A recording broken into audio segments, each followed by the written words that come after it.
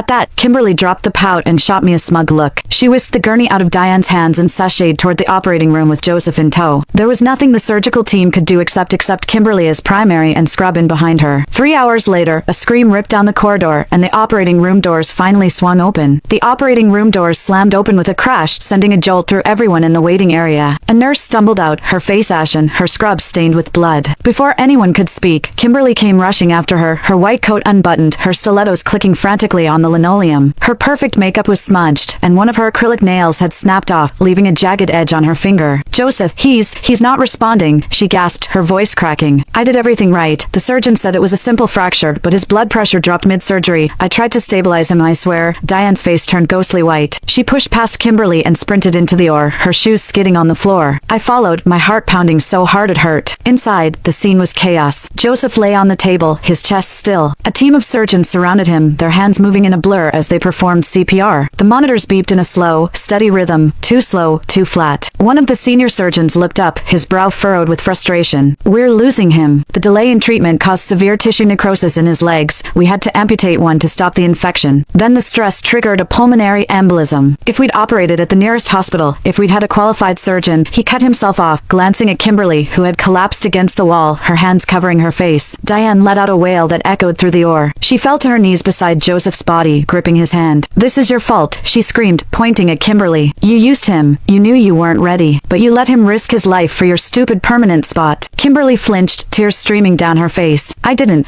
know it would be this bad. Joseph said he trusted me. He said he'd help me get permanent." She turned to me, her eyes wide with panic. "Nora, you have to believe me. I didn't mean to hurt him." I stared at her, my voice cold as ice. "You didn't mean to hurt him, or you just didn't care if you did, as long as you got what you wanted?" Click the link in my bio to get the full story for free.